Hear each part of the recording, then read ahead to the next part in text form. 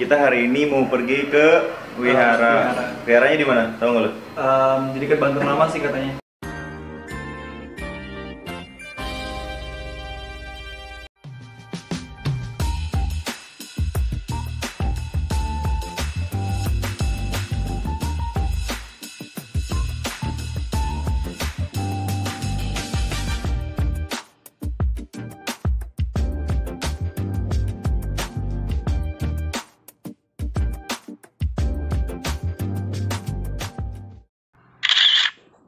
Jadi ini adalah viharanya.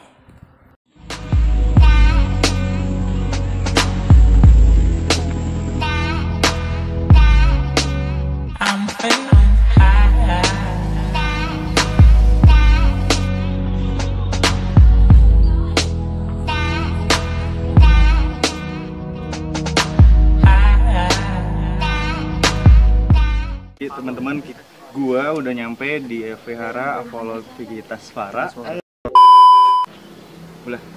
Belum. Udah nyampe di Vihara Avalokitesvara. Jadi ini bertepatan deket banget sama benteng Spellwick. Jadi ini tuh adalah vihara tertua yang ada di Banten. Katanya sih dibangun dari tahun 1600-an gitu. Jadi gue nggak sendiri, gue bareng teman-teman gue. Ini ada teman gue. Jadi ini gue bareng teman-teman gue dan ada satu lagi teman gue yang di kamera. Nah, nih. Oke, kita lanjut penelusurannya ke vihara ini. Mulai ya. Yuk. Jadi wihara ini bermula dari kedatangan putri Tiongkok, ya, yang tujuannya mau ke Surabaya. Dia nggak berniat ke Banten, enggak. Tujuannya ke Surabaya dalam rangka menghibah dagang, ya, dalam rangka menghibah dagang. Sampai Teluk Banten mereka merapat di depan sini nih, kali depan sini nih, namanya Kali Kemiri, ya, Kali Kemiri bukan Kali Banten, Kali Kemiri ini. Setelah merapat, kapal tadi bertolak kembali itu menunggu arah angin barat daya, karena pakai layar kan. Pakai layar sehingga menunggu. Nah, sambil menunggu arah barat daya pada turun semua, termasuk Putri Ongpin. Disebutkan pada saat itu penguasanya adalah Syarif Hidayatullah. Belum terbentuk Kesultanan Banten, belum, ya kan, belum terbentuk. Baru disebutkan penguasanya adalah Syarif Hidayatullah. Nah, Putri Ongpin tadi minta pas jalan kepada penguasa daerah sini nih, minta pas jalan untuk beralih kembali. Ketemu sama Syarif Hidayatullah. Nah, setelah bertemu, singkat cerita aja menikah aja. Banyak versi yang menceritakan tentang pernikahan tadi.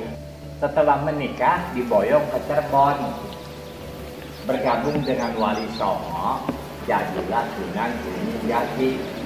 Ya, kita tidak ceritain Putri Ongpin yang diboyong ke Cirebon setelah menikah dengan Syarif Hidayatullah, ya. Nah, setelah menikah itu kan Putri Ongpin memeluk agama Islam, ya. Kita tidak ceritain Putri Ongpin yang diboyong ke Cirebon. Kita percaya ada anak buahnya nih, anak buahnya yang berjumlah 3.500 orang yang membentuk sebuah komunitas Tionghoa yang bermukim di satu tempat di Kampung Baru dekat Karangantuk. Sekarang pun namanya Kampung Baru sampai sekarang. Nah, komunitas lagi yang punya ikatan emosional yang dekat dengan Putri Ongpin beralih keyakinan memeluk agama Islam. Nah, yang lain bertahan pada agama Buddha, tapi mereka tinggalnya jadi satu di Kampung Baru. Komunitas Tionghoa yang beragama Islam, mereka membuat tempat ibadah namanya Masjid Pacinan Tinggi. Nah, komunitas Tionghoa anak Putri Ongpin yang beragama Buddha bikin wihara ini. Namun awalnya dekat Masjid Pacinan Tinggi, bukan di sini. Awalnya tepatnya di Desa Dermayon. Dibangun pada tahun 1652. Ya. Nah, pada abad ke-17 itu Banten terserang wabah penyakit yang begitu hebat. Banyak yang meninggal. Diceritakan pada saat itu wabahnya begitu hebat.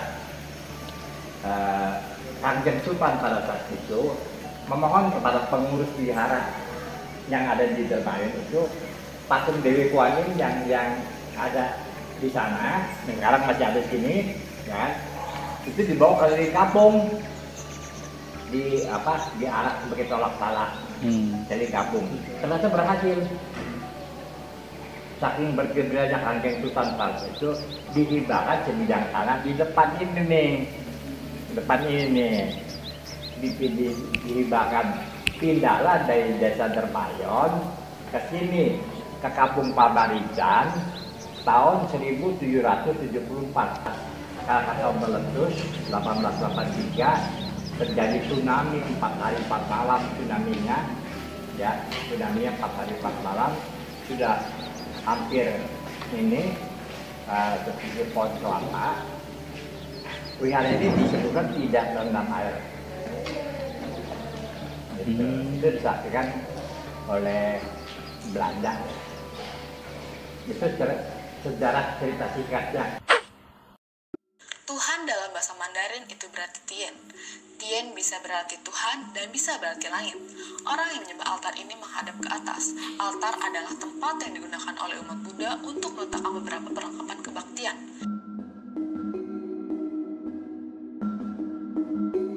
Dewi Kuan Im atau Dewi Welas Asih. Dewi Kuan Im ini sebagai altar utamanya yang dibawa oleh Putri Ong Tien, istri dari Sunan Gunung Jati. Lalu ada beberapa patung para dewa yang memiliki fungsinya masing-masing. Witau Pausat berfungsi sebagai dewa tolak bala. Quan Kong, dewa ini dihormati karena memiliki karakter yang setia dan jujur. Chow Kun Kong atau dewa dapur, dewa ini juga mencerminkan tingkat sosial seseorang. Ti Chang Wang atau hakim akhirat, dewa ini berkaitan dengan leluhur dan sebagai tempat untuk memohon ampun. Tien Hou Niu Niu yang berartikan dewa samudra. Toa Pek Kong yang berarti dewa setempat. Emma Po Chia yang berarti dewa pengasuh bayi.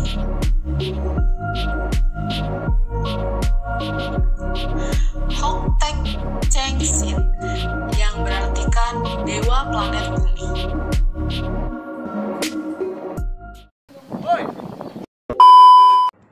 Jadi, ini adalah eksplorasi kita di Vihara Avalokitesvara.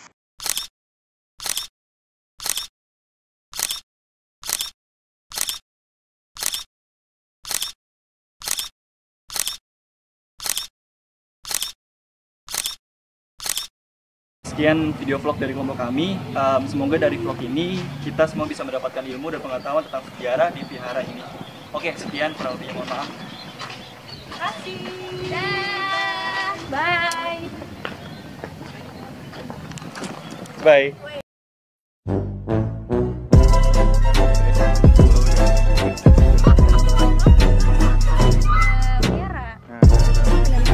Biarin sih.